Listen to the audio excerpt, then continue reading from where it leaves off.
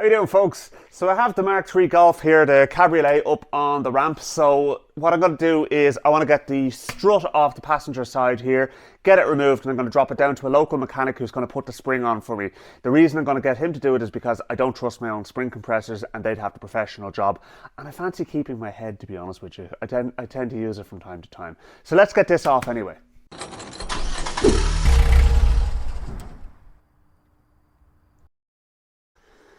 Oh, there's a locking nut on this, and I really hope I have the yoke for removing it. If anybody wanted to rob these wheels, I'd let them have them, to be honest with you. Ah, yeah.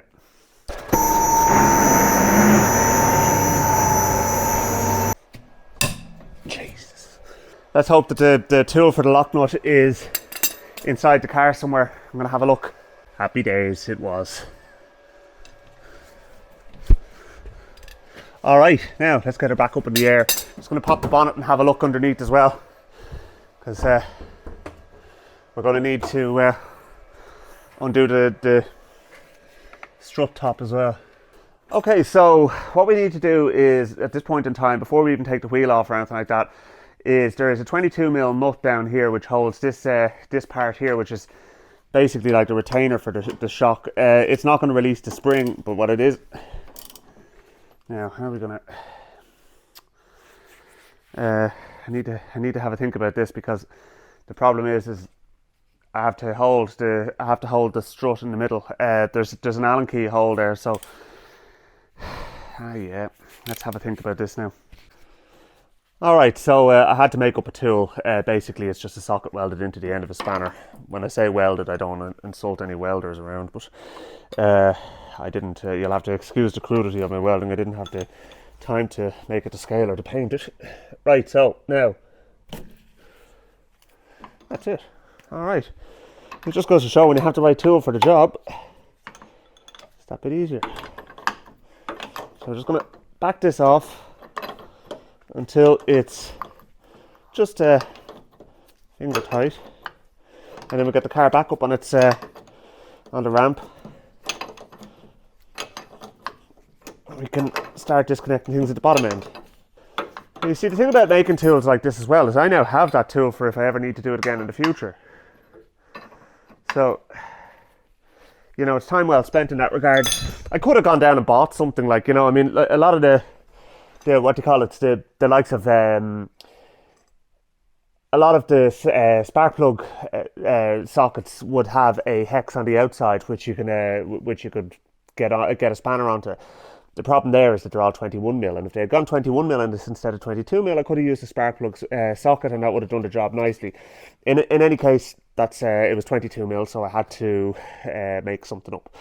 A lot of you probably do have the tool around, but I don't. So there we go. Anyway, right, let's get it up in the air, get the wheel off, get the strut disconnected at the bottom, and we'll keep going. Now, I thought it was going to be welded to the hub there. All right. Bit of an wire brush in here might not go amiss. We'll clean up the threads before we start attacking those bolts, because that's just going to cause us unending bother. Need to disconnect our cable for the ABS as well. Wheel speed sensor. Spring is in a bad way up there anyway. Well, that's why we're doing the job, isn't it? It's kind of a grommet holding the brake line onto the back here. Now, if I can avoid taking the brake line off or taking the caliper off, I will. I mean, literally, we're only just worrying about the strut here. So, what I'm going to do is I'm actually going to take, there's a 10mm bolt here, which is holding on this little bracket for the brake line. So I'm actually going to just take off the whole bracket, because the rubber's not coming out all that easy. So rather than make them work for ourselves, and that basically liberates the brake line, so we don't need to hopefully worry about that anymore. Now, annoyingly, these bolts along here are actually 18mm and not 19, and I don't have an 18mm impact socket. What I do have, I don't even have an 18mm standard socket either, for that matter. Right, we have to go with a 19. It'll be all right. It's a 6 point. So I have an 18mm spanner. So let's see how we go.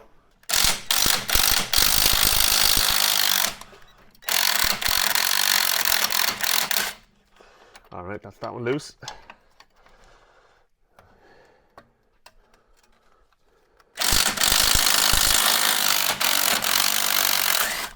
All right, so that's the two of them off now.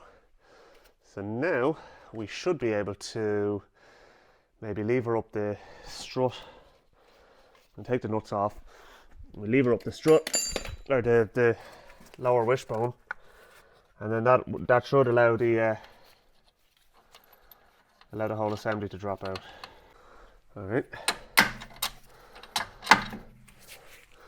Okay. So that basically that's that freed up. So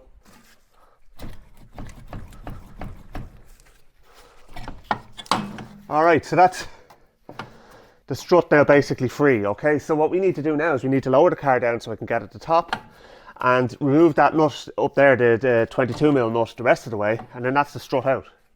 God, I love this ramp. For those of you who haven't been playing along at home, I'm only just after getting it set up, so this is probably the second job I've ever done on it. All right, let's just leave it at that now. We'll open the bonnet. Now, okay. So we need our new tool.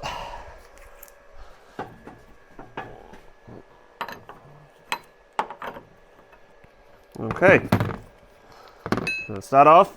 So now the strut is out. Okay, so it was literally just a case of undoing the top nut there now, and that has freed up the strut for us. So, oh Jesus, that's that was a fairly handy spring removal, I'm going to be honest. But yeah, spring is banjaxed. You can see here it's broken up the top. Now I have a new spring for it anyway.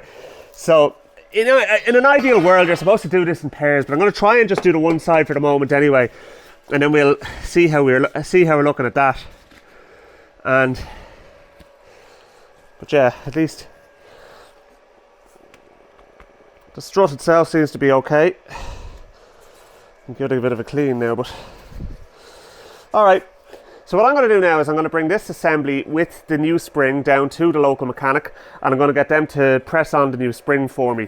This piece at the top is supposed to hold the spring in place. It's not supposed to fall off like that. So hence why we had that situation. So yeah, look, what I'm going to do as well is I'll also clean up where the strut goes and everything like that as well. And then when we get back, we'll be able to reinstall this, and we'll be good as new. So yeah, progress is being made. Alright, so Derek Shields Clutch and Gearbox Centre in Blessington very kindly obliged and put the new spring on for me. I paid them for it, but you know, I mean, it's fair is fair, just in case you thought I got a freebie there or anything. But yeah, so now it's ready to go back on, and we will button it all up and get the car back on its wheels. And then afterwards, what I'm going to do is I'm going to tackle that exhaust, because that's another thing to do underneath the car. Okay, so really it's just a case of feeding the strut up into the hole here, and drop our little cup jobby on and pop the nut on.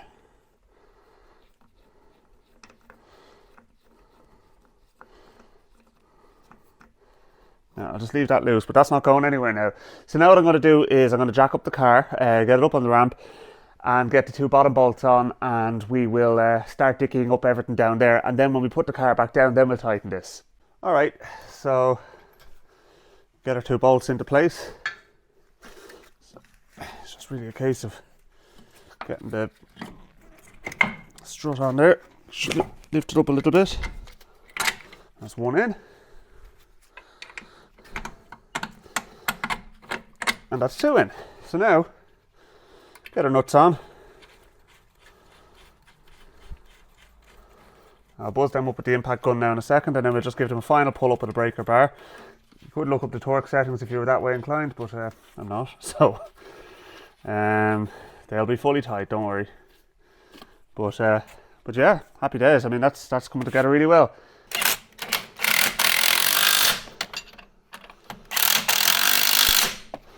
All right, final pull up with the breaker bar, and then I'll call that a win. They're not going anywhere. Right, so they're fully done up. So now it is just a case of reattaching the, well, we need to put the little bolt in for our brake line there as well to keep the bracket in place. And then we'll reattach our ABS sensor. And lastly, this goes around the back here. You need these two clips. Another clip down here. And it plugs in onto the back. Job is a good one. So now the only thing left to do is to tighten up that strut top. Alright, so we're just going to wind that down home as far as it'll go without me having to hold the centre with the Allen key, and I don't think that's going to be very far, to tell you the truth. There we go. So now that's that tight as well. So that is the strut now fully replaced and done, so we can tick off that job off the list. So the next thing I want to get onto is the exhaust, because there's a bad blow in it, and I'll show you the reason why now when we get underneath the car. Clearly the catalytic converter was robbed out of this car at some stage or another, and that is somebody's idea of a repair. So I'm going to take this whole section out and just do a proper job on it, because that's disgraceful. To tell you the truth, it really is. I mean, okay, I'm not exactly a master welder. In actual fact, my welding is god awful, but I can still do something better than that. So fortunately enough, it doesn't have those really annoying flanges that Mark II Golfs use, which have those two big springy C-clip jobs, which are a pain in the face to deal with. Instead, there's 4 bolts up there, or 4 nuts with studs up there, and they're going to be seized solid, so that's a whole other problem. The amount of a fight these put up directly influences my decision to proceed, or whether or not I just actually try and re-weld it in situ. So let's see. Oh God. It's not going anywhere.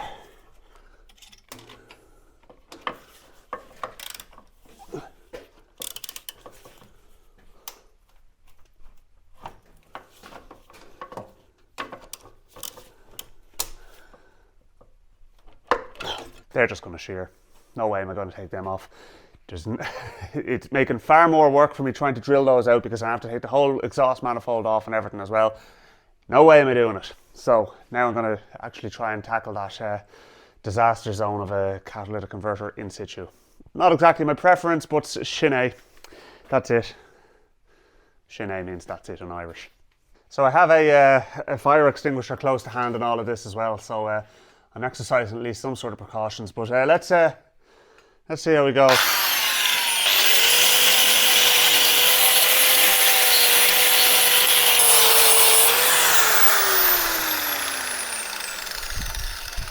You know what? That is just not going to work.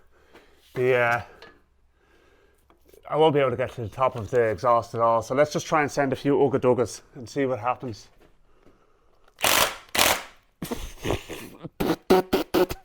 Fucking hell. Yeah, there's a brushless version of the Ryobi impact gun that's available now, and it's supposedly a lot stronger. This one's only okay. Let's just try and get it with a breaker bar first.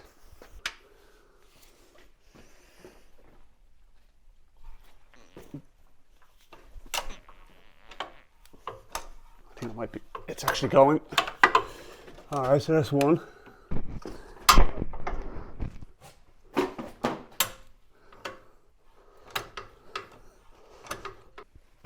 2 back ones are a bit awkward to get at. I'll bring you back when I have some progress made. Well, shit. I actually got it out without any application of heat or anything like that. Just a bit of a spray WD-40, a good old breaker bar, and then the impact gun, and then they came out. Not one of them broke. So happy days. You do have to be a little bit patient though. So when it does crack, just start working it back and forth a little bit, just to kind of clear the crap out of the threads. And then when you do finally kind of have it at a reasonable point, then you can buzz it out the rest of the way with the impact. So yeah, that's that end of things done. So now we need to move further down the car. We need to get this little lad off here. So more fun with more fun with rusty nuts. And then we can get our union off here, and then that should allow the whole front section of tailpipe here to come out, and we can inspect the whole thing and dicky it up as necessary. And these should be a bit easier because they're not as exposed to heat, and they're also a lot more accessible. So they actually came loose quite easily there. So we'll buzz them off the rest of the way with the impact, and then that gets that out of the way, and then we can worry about the exhaust clamps. Now that one there, you see the nut is actually busted off that, and that's because I tried to release that, but that doesn't really matter because we can just stick a bolt through it, it'll be fine. Alright, that wasn't too bad.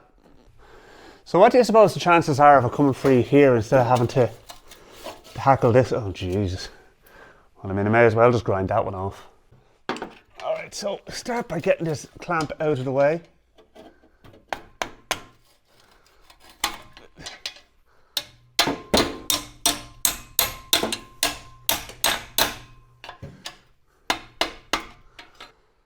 It's a weird setup altogether. It's like there's a sleeve over this section, and I'm wondering, is there a repair after having been done in there?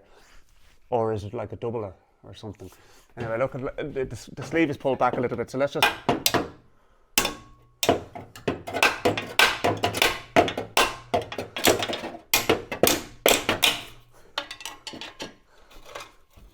Okay, so it's a 12mm nut, and I'm hammering an 11mm socket onto it, because that's going to give us the best possible grip. But I do not intend nor expect for it to come loose. I actually want to break it off at this stage. It'll be just a lot handier at this stage, and I can just put a new bolt in. Did I ever tell you I hate exhausts? Ow. Ow.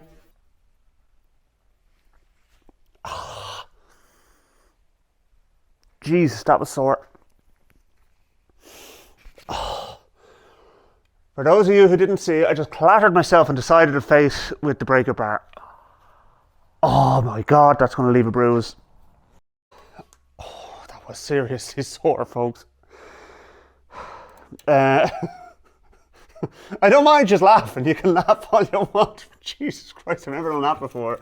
Anyway, on the plus side of things, at least the box of the thing is free. Did I tell you how much I hate exhausts? Oh, right. That's this little bastard out. So now let's see what we're dealing with. And straight away I can see a few holes up here. See, I think when somebody was actually repairing this, they actually did it on the car like I was going to try and attempt to do, which would have been a waste of time. Bells, bloody bells. I need an ice pack. I didn't break anything, in fairness. But, yeah. Is it perfect? No, absolutely not. But is it good enough? Absolutely. All the voids have been filled in, any little gaps or anything like that in the weld, and it's absolutely grand. Now I didn't grind back the weld completely and re-weld it all the way around. I just did the sketchy looking bits because the risk then is you're making the metal too thin when you're grinding it back. So yeah, it's fine. It's absolutely fine. I'm going to give it a spray of high temperature black paint just cause I have it there beside me. So may as well, and we'll get it back on the car. Alright, so here's the sleeve section here that was over this bit, and what we're going to do is we're going to put that on there now, but first I just want to give the pipes a bit of a clean, and then when I'm finished doing that, then we'll put this back on. There's a euphemism in there somewhere. So now, that's all nice and clean in there. The pipe up here is clean, so that'll just slip on over that, in theory. Probably just push it back a bit further, and then we can bring it on over the pipe, and you'll see I have widened out the holes in the clamp to put larger bolts in through as well, and that'll give us a decent bit of clamping force there.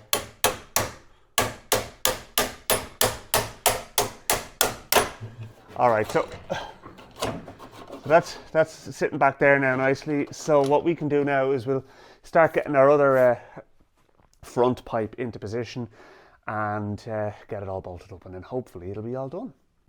actually ended up painting it silver. I thought I had black spray paint, but apparently not. Doesn't really matter. In actual fact, the silver will help for trying to see if we have any leaks or other root vegetables. Now, so we need to tap that along there again, get it into position. But what I'm going to do is I'm going to just put the nuts on loosely up at the exhaust manifold, and then that'll at least hold it in place, and we can kind of jockey it around a bit and get it right. Okay, so as you can see up there now, the 4 nuts are on loosely, and now it's just a case of lifting this up into position, pulling the pipe clamp across and buttoning it all up, and then we can get a little brace thingamajig that goes across the middle there into place, and then that's the job done. All right, we're getting there. It needs to go a bit further along, but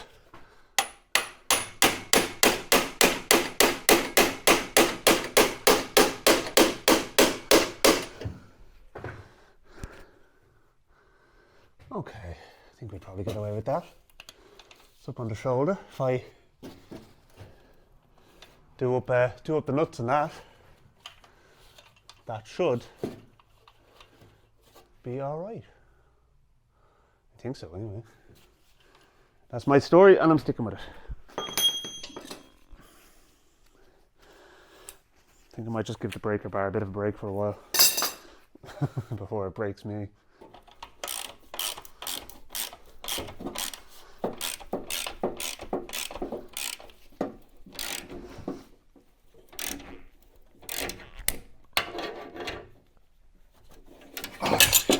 Okay. Now I need to try and get a channel locks on that or something just to give that a squeeze.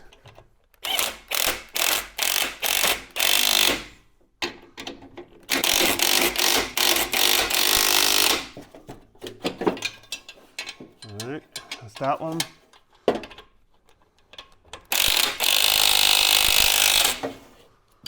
That is going nowhere, folks. And if it leaks, I'll be a monkey's uncle. Right. Just give it another couple of goes. There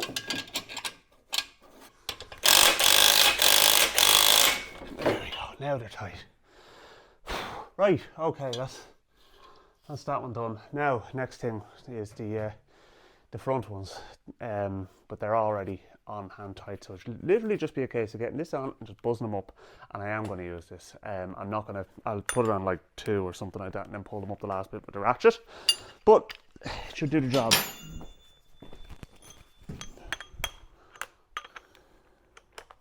Right, last thing to do is to put that small little brace in the middle on, and then that's basically it. Then we just have to test it and make sure that everything's okay.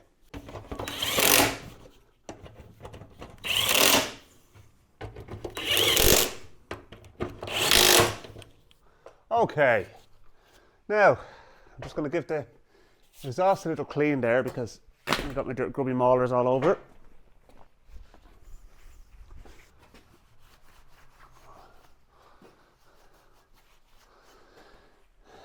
Looks a hell of a lot better anyway, so let's hope it works as well as it should.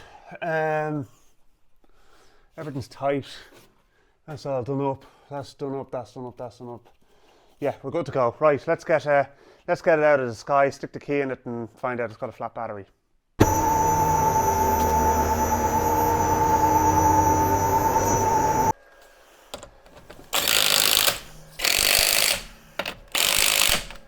Dead as a bloody doornail. And I did tell you, I knew it was going to happen. To be honest with you, the reason I knew it was going to happen is because there is a battery draw on this car that is killing the battery every time you leave it for any length of time, and it's one of the things I need to sort out. There are a few electrical problems on this car, and that's one of them.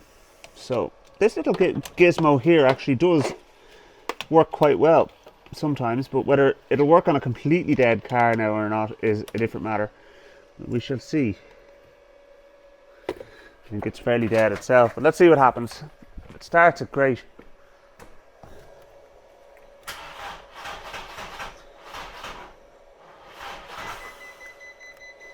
Damn it. Nope. Alright, relax. Relax your pants.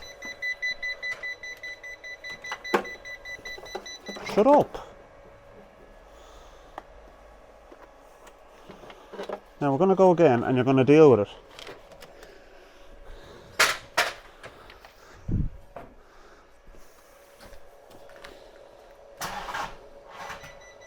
Flip. Ah yeah, do you think I can find my jump leads? Found my jump leads in a bag on the wall labelled jump leads.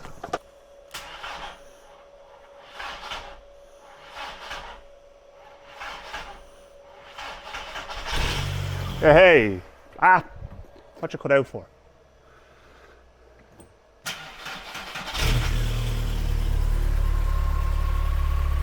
That sounded a lot better.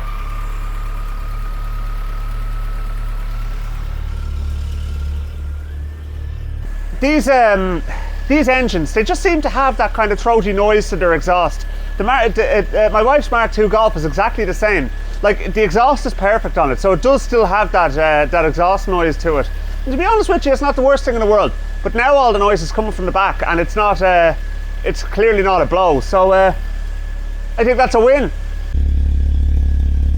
Now there's still some jobs to do on the engine. It's the idle is a little erratic on it, so we need to find out why that is. It might just need be a case of it needing a good blowout. But the other thing as well is, let's see how the steering is feeling now that I got the. Oh, that's the power steering belt slipping there. That noise.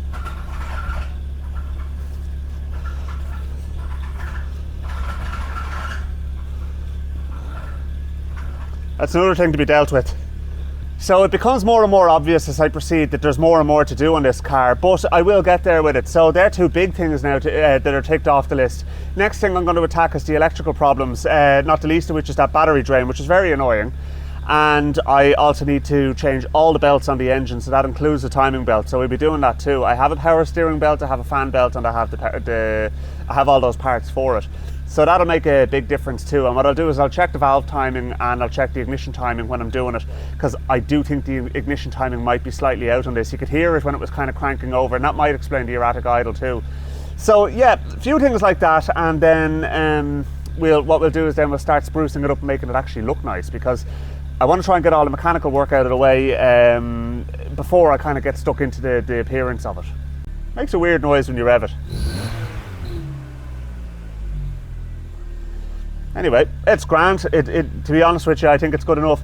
Maybe there's a hole somewhere else in the exhaust as well, I don't know. But look, what I can do is I'll throw it up on a ramp another time, we'll have a look. But for the moment anyway, what I set out to achieve today has been done. So look, thanks a lot for joining me along the way, folks. As I said, there's plenty more to do in this car, and we will get it going. I think, to be honest with you, springtime next year is when I intend to kind of have this in a roadworthy state. So given the backlog for NCTs and everything like that, which is the National Car Test, I think that's reasonable enough. If I book it in now, I might have a chance of getting one for 2025. But yeah, I mean, unfortunately, this is one of those cars that does need it. And being a 1.8 engine, the tax is also going to be quite expensive. But anyway, listen, I'll talk to you soon. Please do subscribe if you haven't done before, and I'll keep you up to date on this car and many other projects that I have either in the pipeline or on the go at the moment. Okay, I just had a quick look and there aren't any leaks. I did buzz that one up a little bit there, that nut. Yeah, it's just a strange sort of a resonance coming from inside the catalytic converter. You can kind of hear it there, but I'm not worried about it. We could just call it a peculiarity of this car. How about that? It actually just cut out when I was letting it down off the ramp, so we need to investigate that one as well. So another thing for the list.